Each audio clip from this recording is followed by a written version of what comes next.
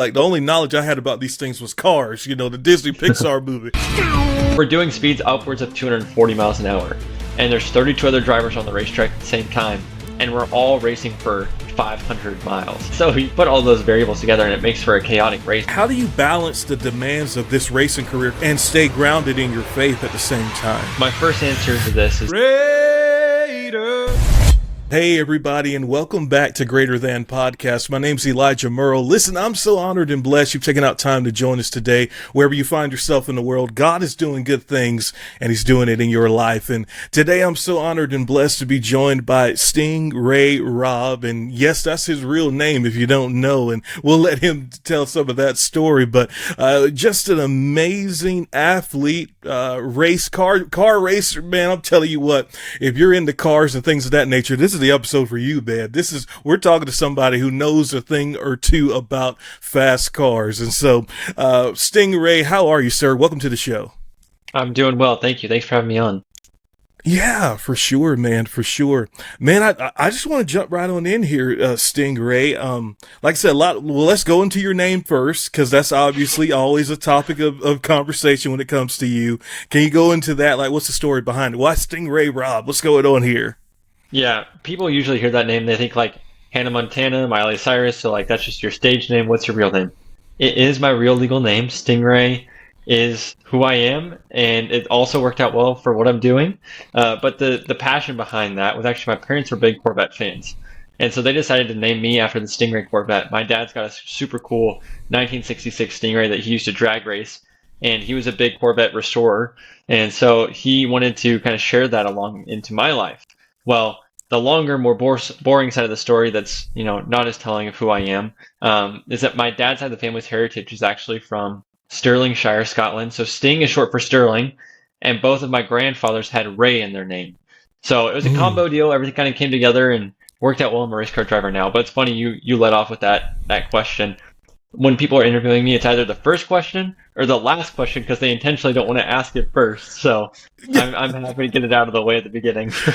Let's just get it out of the way. Yeah, because when I was doing some research, I kind of saw that was kind of like either, like you said, like a last question. I'm like, let's get that out of the way so we could just jump on into who you are as a person and everything in your faith. And that's what I love about this podcast. We have different people, different stories, different walks of life. A lot of times they're ministers, but I'm so glad that we've had some sports figures in and athletes like yourself, just talking about your faith and your story and your testimony. So, Stingray, take us into that. How did your faith journey begin, and how did that begin for you?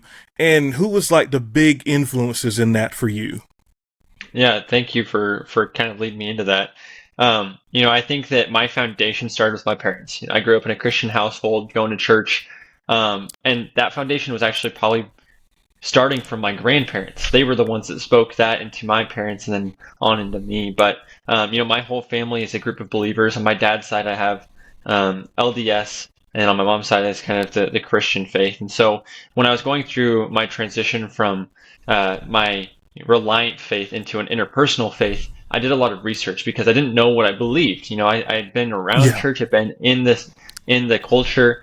And so I wanted to establish what I found as truth. And the thing that I came to was the Bible is the truth that I stand on. Anything above or beyond that, I can't stake myself to. So that's where I stand in my faith. But even more than that, I saw my faith grow a lot in the early years of being homeschooled by a lady from our church. And that was really cool because I got to see the family side, but I also got to see outside of my own household what Christian life is like. I got to see that faith lived out through her own home.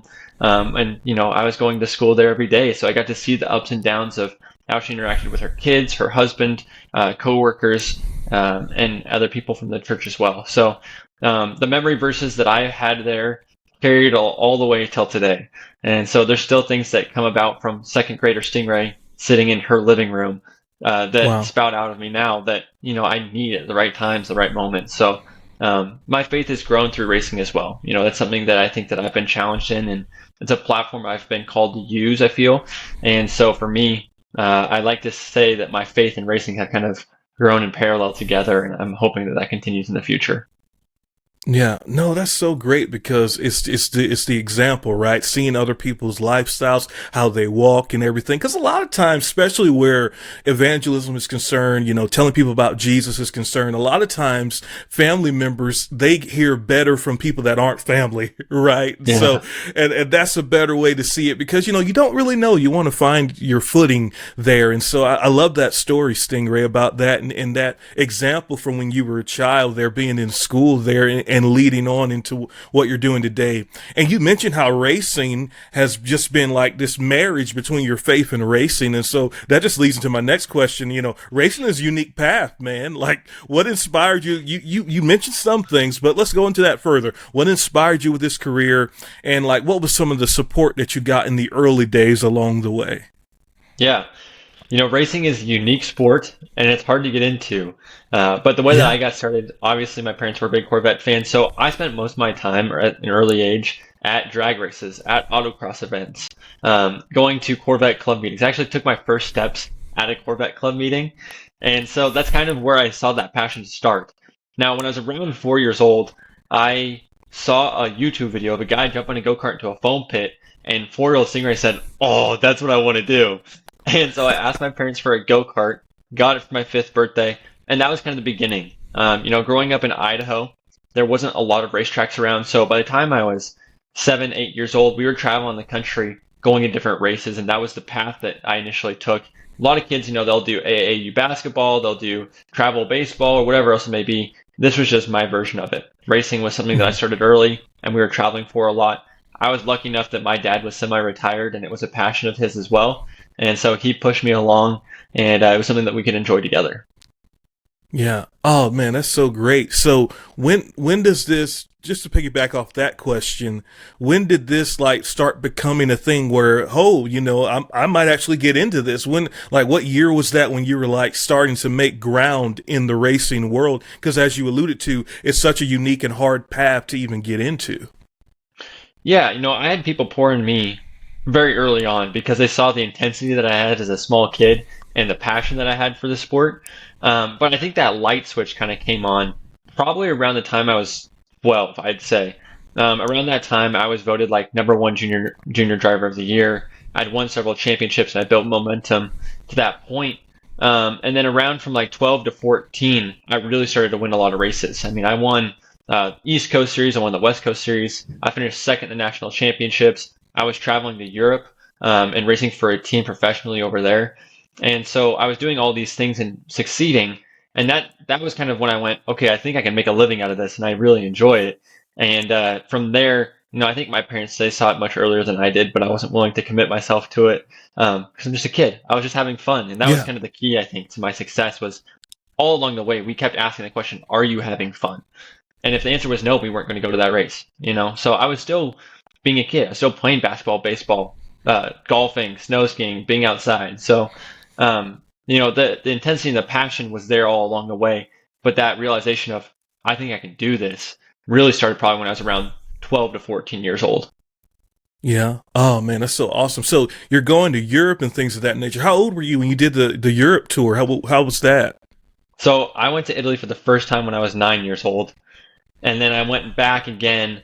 It was 2014 and 2015 were the 2 years that I did that. And I was on the Team USA for go-karting. And everyone's probably thinking like rental carts at like Boondocks or whatever else it may be that you Yeah. call it in your area. But the carts that I was racing at the time were doing around 85 miles an hour.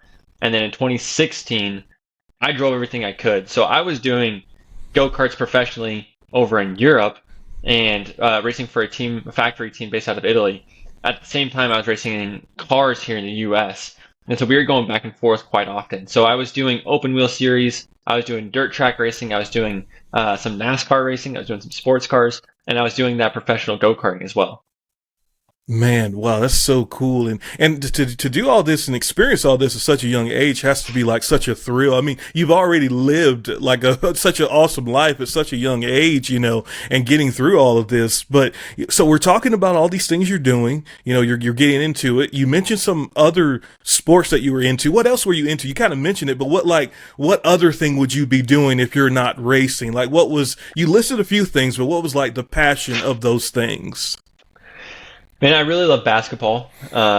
Coming up through the ranks during karting, that was kind of my pastime during the off season when there was snow on the ground. I was in the basketball gym, but I also love snow skiing. I always tell people that like Mm. if I wasn't a race car driver, I'd probably be a ski bum during the winter. But I'm a big outdoorsman as well, being from Idaho, and my family. I remember I didn't miss a single hunting season until the time I was probably 11 or 12 years old. And so we were on the hill, out in the woods all the time. And I love that. And one of my favorite things to do now, today, is bird hunting because I love watching how Mm. dogs work. Seeing the nature and drive that comes in a good bird dog is really cool. Yeah. Oh, that's so awesome, man. I love it. Just love peering into you as a person and your passions, man. It's such a great thing, you know. So we're talking about racing and getting into that. What challenges did you face early on in your career, and how did these experiences that you went through, how did that shape who you are today, Stingray? Man, there was so many challenges. I always tell people that racing has the highest of highs and the lowest of lows. And you have to have a Mm. foundation to work from it, because if you find your identity in those highs or in those lows, on the bad days when you crash, when you make a mistake, a wheel falls off, you run out of gas, you're going to feel bad. You're going to feel like a bad person, and your identity is going to be tied to that. And same thing on the high days. When you're winning races Mm. and you're winning championships, you're going to pound on your chest and you're going to say, that's all me. And that's not how it works, right? So my identity has to be tied to something much firmer and much more consistent than the numbers on a sheet of paper, and that's to Mm. Christ. And so that's kind of where I got to see my faith transform through racing. Is I got to be challenged in that way of the highs and the lows and not finding my identity in those and being the same person through it all and finding what the true value and what truth really is and going after that and searching after that, all while finding this passion and putting it towards this platform that I've been given and also enjoying it along the way. Yeah, for sure. And so you're doing this, you're into all of this, you're getting into it. What are like some, some stories that you might have where, you experienced that low and God was like there and helped you through that to keep on pushing. Can you share a story that comes to mind? Absolutely. The story that I like to tell, it comes from 2020. Now we all remember 2020 because it was such a chaotic year with COVID and the shutdown and everything.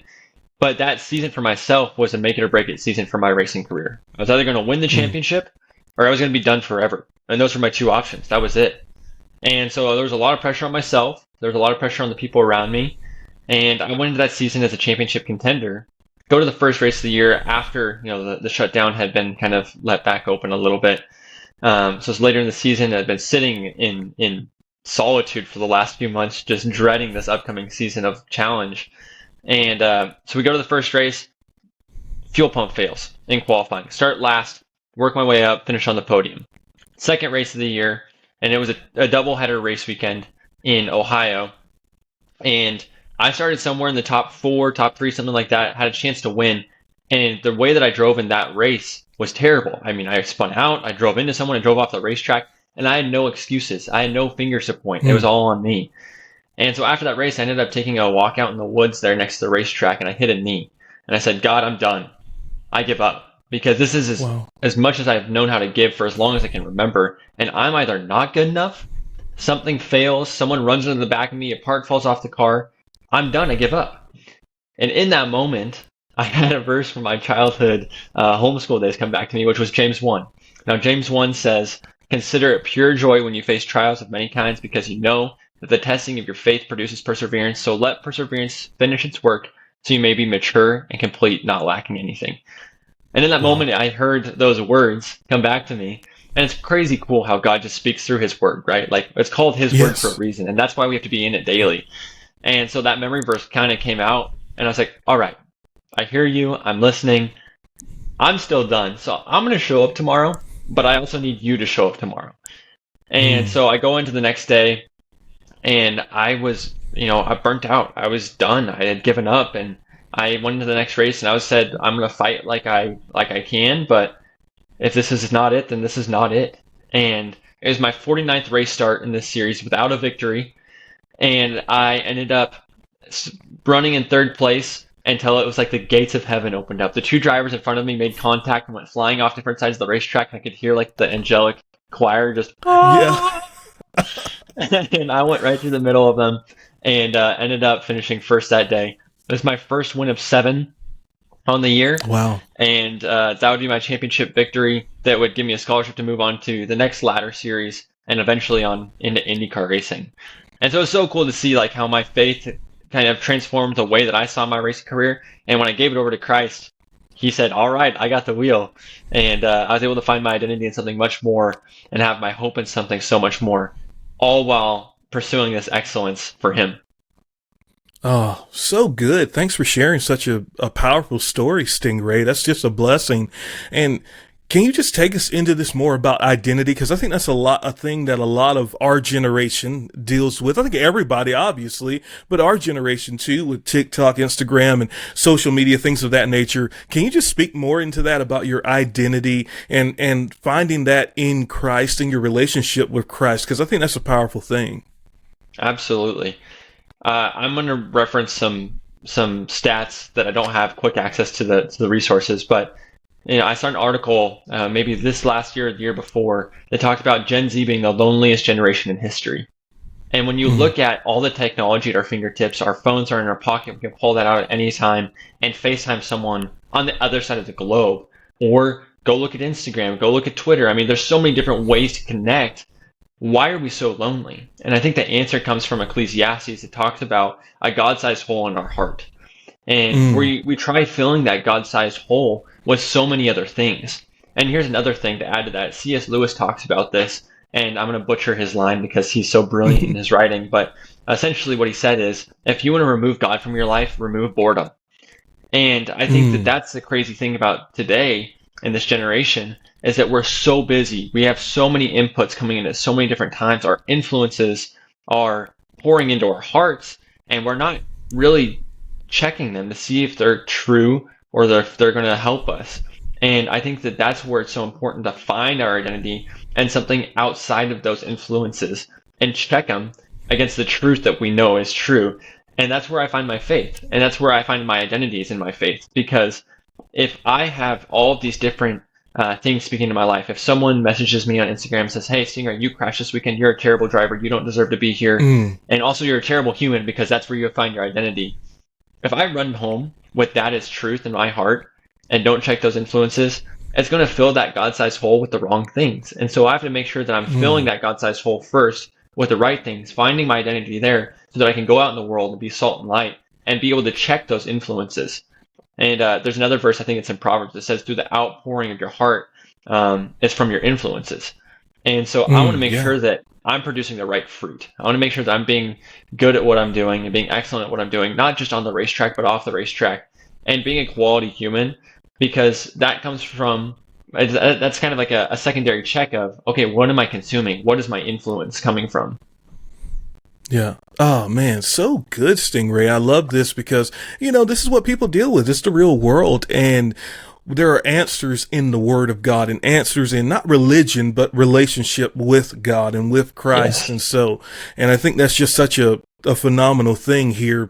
So Stingray, take us into this about racing. Like, let's talk about racing here. Cause I know there's probably some people that are like, get to the racing stuff, and some stories there. So, take us into that. What does it feel like driving? Like, what is it? 200 some miles per hour? I don't even know, man. This is above my pay grade. I don't even want to think about driving that fast. I do like driving fast, but that's way too fast for me. So but take us into that. What does this feel like? How do you avoid like tunnel vision? Like, how do you what happens? What goes into that? No, it's a great question. You're kind of opening up the door here for me to just freely speak. So I like this. I can talk about racing and we can get into it. This is fun. Yes. So I always like to talk about the Indy 500. That's like our Super Bowl. And the reason for that is because it's a 2.5 mile, kind of like rectangular circuit. They call it an oval, but it's kind of a rectangle where we're doing speeds upwards of 240 miles an hour. And there's 32 other drivers on the racetrack at the same time. And we're all racing for 500 miles. And so we put all those variables together and it makes for a chaotic race. But the cool thing about what I do in IndyCar racing is it's very versatile. And so we're running on tracks like that where we're doing 240 miles an hour, but we're also running on street circuits. So our first race of the year is in St. Petersburg, Florida. Literal downtown streets that put up concrete barriers, and we're racing on the same track or same roads that people are driving on going to work the following weekend. And then we also Oh, do wow. road courses. So permanent road courses are my favorite, and they're usually in some of the coolest places. Road America in Wisconsin is one of my favorite tracks. Laguna Seca in Monterey, California, also very cool. So that versatility is super important because as a driver, we have to be able to prepare physically, mentally, and technically in order to be the best that we can be at those different conditions and those different racetracks. And so usually that all starts with the preparation. And from a physical standpoint, we're doing races that are anywhere from 2 to 3 hours long. Now, for that 2 to 3 hour period, cockpit temperatures in the car can be anywhere from around 100 to 130 degrees. And so I have to Wow. train so that my heart rate can be elevated at around 150, 160 beats per minute average for a 2 and a 3 hour period at 130 degrees. So we train past that during the off season so that when we get in the car, we don't get what I like to call runner's high. And so you talked about tunnel Okay. vision, and that tunnel Hmm. vision, it's kind of similar to a runner's high. You know, if you're on a nice long run and you can kind of tune out and zone out and really get that like emotional feeling of like, wow, this is great, this is fun. Well, you do that in a race car, you crash. Because as soon as you Yeah. become disengaged with what's happening around you, there's too many variables to control. And so if you lose sight of each one of those or any one of those, you end up crashing. And so when we train physically, we're trying to train past a point so we never get a runner's high inside the cockpit, which is pretty crazy. Yeah. Well, this is a lot of variables here that go into play. So, what are like, I'm trying to put the listener in the car with you, if that makes sense, and Yeah. and to go about this. So that's why I'm asking some of these questions here. So like, what are like how do you do it, Stingray? I guess is my question. How do you do this? Like, what are some practical things that help you to avoid the tunnel vision? You're talking about training and everything. That's a very important thing because you guys are athletes, and a lot of people don't really say that when it comes to a race car driver, but they are. They're athletes and things. So how do you avoid that? How do you, like, when you're feeling the tunnel vision coming on? How do you get back in there so you know what's going on around you? No, that's a great question. I think that you can kind of relate racing to a few different things. I mean, you got athletic sports, you have the mental game that goes on behind the scenes there, you have the physical demands that leads to that tunnel vision or runner's high, whatever it may be. But it's also kind of an art in the sense that, Mm-hmm. a good piece of music, anyone can play, but they may not be able to play it well. And that's the thing about racing is anyone can drive a racetrack, but the one that drives it the best and the most accurately is the one that's going to have the most success. And so it's easy to go into a race and say, hey, I don't care where I finish. I just want to drive and finish wherever. I want to, not make any mistakes, whatever else it may be. But the thing about racing is that's not how it works. We have to push those limits. And so from a driving aspect, it's the person that can hang their toes off that edge of a cliff without actually falling off the most. And Mm-hmm. so Wow. we're always dangling to see how far we can reach past over that edge and bring it back in time. And so the thing behind racing is that with all those different variables, we have to be totally in tune with what the car is telling us. And so a great driver is almost like a translator from the car to the engineer sometimes. So my job as a Mm. driver is to get the most out of it, push it to that 101% or maybe 99% depending on the corner, find where that limit is, and then tell the engineers, hey, I need this from the car in order to go faster. And so those are the things that I'm focused on at different times during the race. I have tools in the car so that if I have the rear end of the car is sliding, I will soften up Mm-hmm. a certain part of the car to give it more grip, or the same thing for the front end of the car. So those are constant adjustments that I'm making, kind of tuning the artwork, tuning that piece of music all the way through the race because there's a rhythm to it. It's not just Mm-hmm. a random road we're driving on. We're doing consistent laps. Sometimes it's 250 laps, sometimes it's 80 laps. And so when you get into a racetrack like that where you know the turns, you know the curves, you have to really dive deep into what the scientific variables might be and really go after those because those are going to be a bigger difference than the track itself will be. Wow. Oh, so good. I love getting inside the mind of a race car driver. I've never had this opportunity before. I've seen it growing up and everything, but never had the opportunity. So I love it. So if I ask too many dirty questions about that, I apologize, Oh, Stingray. feel I'm just free. fascinated by it. I'm just fascinated by it. So, well, like, for example, like, cause when I'm driving, right. And obviously, this is a different thing entirely, but you know what I'm saying. When I'm doing my thing, my deal, and you come up on curbs and stuff, a lot of times you have to slow down if you're taking the curve, depending on the curve, where you're at, all that good stuff. If it's raining, stuff like that. So, but how does that work? Being at the 200-mile mark, going super fast, how does like taking curves and doing things like that? How does that look for you, Stingray? Oh, that's a great question. I mean, every turn's different. Even on an oval, the Indianapolis 500 is a perfect example of this because it's four corners on a racetrack that's 2.5 miles long, and you think, oh, okay, it's four corners and they're all the same radius, it'll all be the same. It's not true because on Mm. any given day there might be a wind direction change. There might be a bump Mm. that's more aggressive in some turns than others. So everyone always says that certain turns at the 500 are worse than others, and they're going to catch drivers out. I think that turn two is that turn because there's a bump right on the exit of the corner. And so if you get into a hairy situation, that bump's going to escalate it. And the same thing might be for a wind. If you get a gust of wind that's blowing 15, 20 miles an hour in a certain direction, that's going to create understeer at one end of the racetrack, which is where you turn and the car doesn't turn as much as you're steering it. Or you have oversteer, which is the opposite end of that. It's like drifting. And so if I'm not Mm-hmm. adjusting my tools in the cockpit correctly, it might exaggerate one of those things or the other based off what the wind is telling the car to do. And so all of those curves that you're seeing us take on the racetrack are not like we see on the streets necessarily. Because again, anyone can take that turn. Anyone could. You could hop in my race car and steer it around the same corners that I'm steering it around. But if I'm doing it at 105, you might only be able to do it at 104.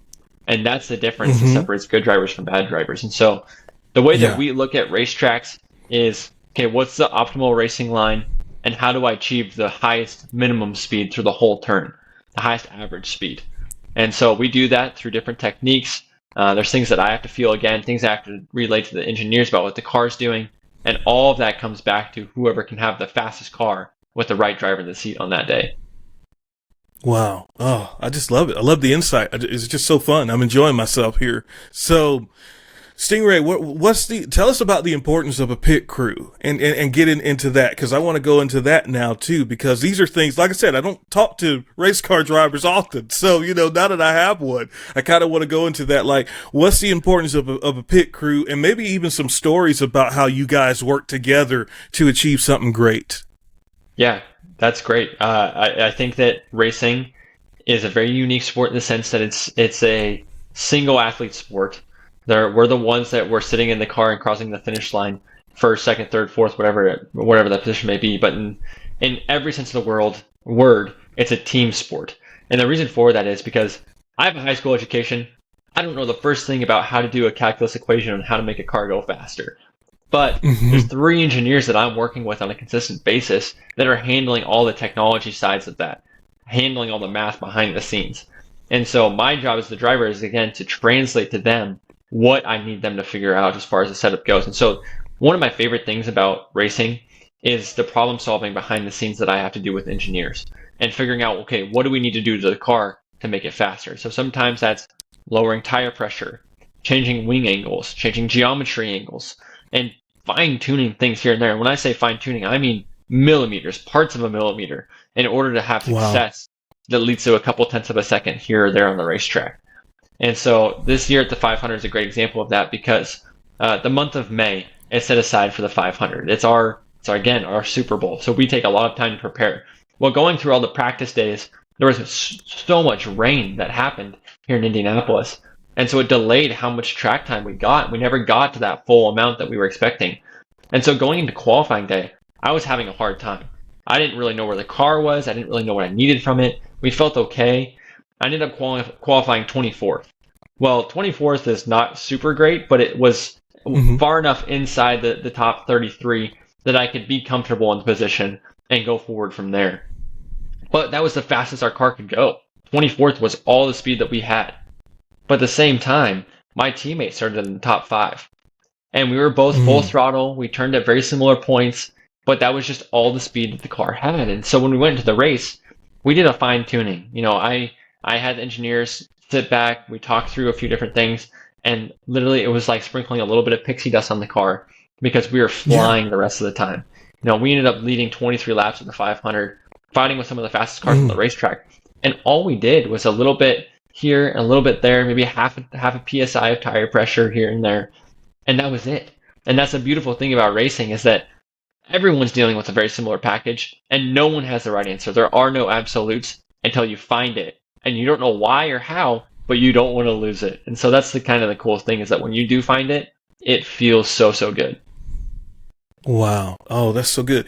So Stingray, like how can you tell like, hey, this needs a little less tire pressure here? Like how do you, cause this is just so fascinating to me. Like how can you instinctively know that? Like is it just doing it for a number of years? Is it just you hear a certain sound and you're like, oh, we need to do this? Like how does that work?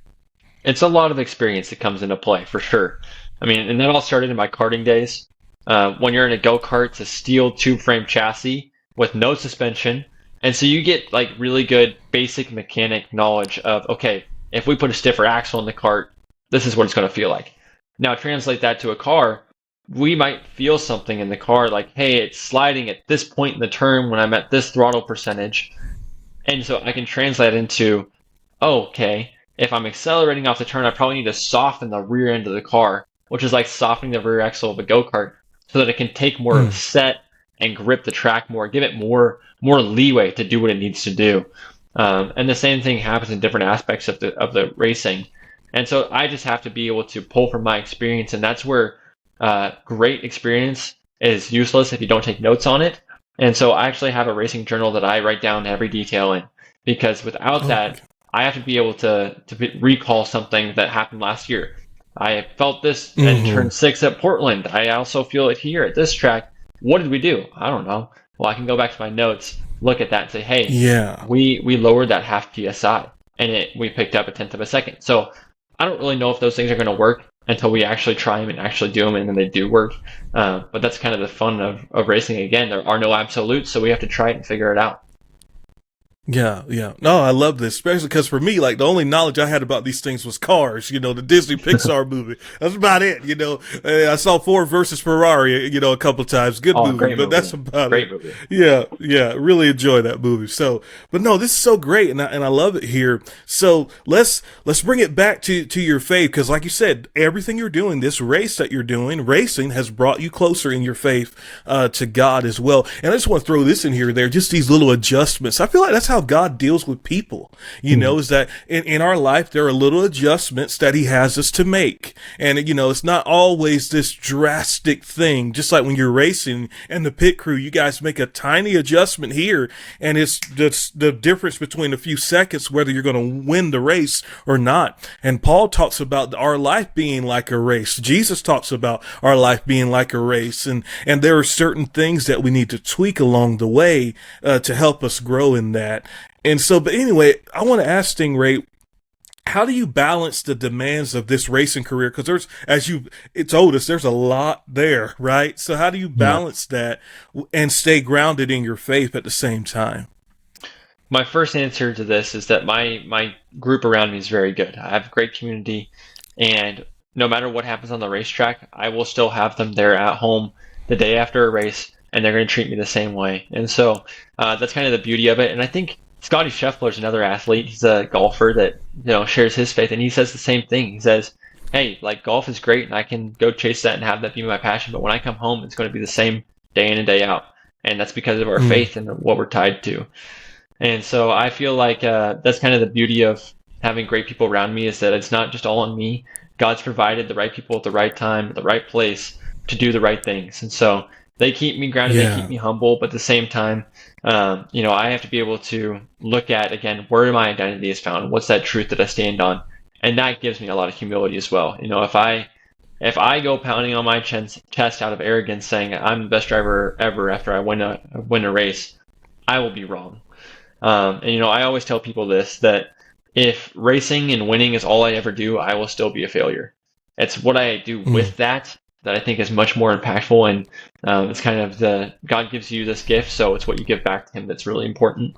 And so I'm just trying to leverage that to the best of my ability, and let that be my encouragement, and let that be my race that Paul talked about, rather than the race that I'm in now. Yeah. That's really good, Stingray, man. I just so enjoyed the conversation. Are there some like Bible verses that are like real strong in your heart that you go to, you look to, like some favorite ones that help you, maybe through tough seasons or a tough race, or to get you in the mode to race, that help you along the way? Absolutely. The verse that I wear on my racing suit most of the time is John 3:30, which says, "He must increase, but I must decrease." And it's John the Baptist talking. And so that's kind of my life motto, is like, hey, like I'm here doing the thing, but I want it to be a reflection upwards of who Christ is and not back at Yeah. me. So for his glory, not my own, sort of a deal. And, there's plenty of other verses that I lean on in different times. A lot of times I'll put Psalm 91 or something to that nature on my racing boots, just as a reminder of like, hey, no matter what happens today, God is your refuge. No matter what happens today, like Yeah. he is the one that you need to try and find your value in. And so those are always reminders of where I need to be putting my value in and putting my identity in, rather than in the results. But again, pointing back to purpose, I think that there's a lot of purpose that comes from verses that Paul talks about. Again, running the race, being salt and light, being preservatives in our community. And so this is just a community that I've been gifted, and it's an opportunity that I've been gifted to leverage. Yeah. Oh, so good.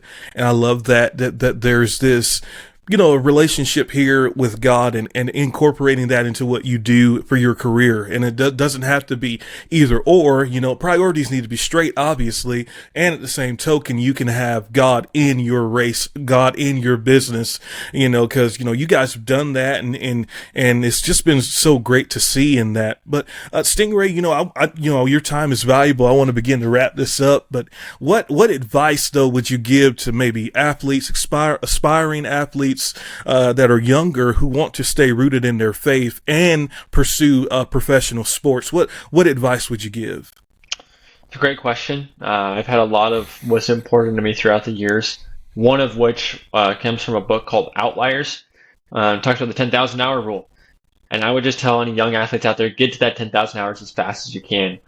Nothing beats hard work. You can hear a lot of people talk about talent, but God can do a lot of work in your life if you put in the effort.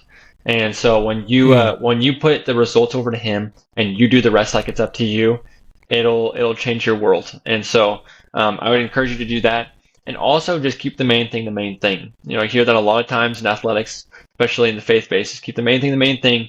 Let God be the leader of your life. Let you find your value in that.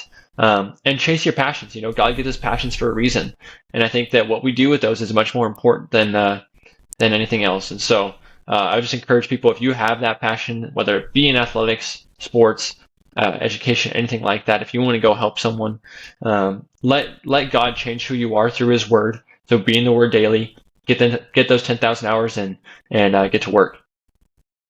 Yeah. Oh, so good. I love that. Love that so much. Stingray, what are some ways that people can follow you, see what you're doing? Because you even put up inspiring clips and shorts of, where you're sharing Bible verses and things of that nature. How can people get some of that? I'm on most social medias at Stingray Robb. I think Twitter, X, whatever it's called now, is at Sting_Ray_Robb. Or you can go onto my website, stingrayrobb.com. And now Robb is ROBB, two B's there. And then hopefully next year you'll again see me in the NTT IndyCar Series. Yeah. Oh, no, that's awesome, man. Hey, I like to ask people, because this podcast is Greater Than Podcast, based off 1 John 4:4. Greater is he that is in you than he that is in the world. Stingray, when you hear that verse, like, what comes to your heart or your mind when you hear that, greater is he that's in me than he that is in the world? My immediate thought is that greater is he than he is my weakness. I think that God makes us stronger in our weakness. And so it's not all up to me. And I think that that's the important bit, is our lives have so many pressures coming in. We have so many influences coming in, but God has overcome all of those. And so it's super cool to see like that greater is he that is in me than he who is in the world. Because the world is strong, it's powerful, but how much more is our God? So that's encouragement for today. Man, that's awesome, Stingray, man. Thank you so much for being on, man. Once again, it's just been so fun, and appreciate that, sir. And thanks to you guys for watching, listening, being a part of it, man. Leave a like, a comment. Let us know that the episode blessed you today. My name's Elijah Murrell. I don't want you to forget this now. Greater is he that is in you than he that is in the world.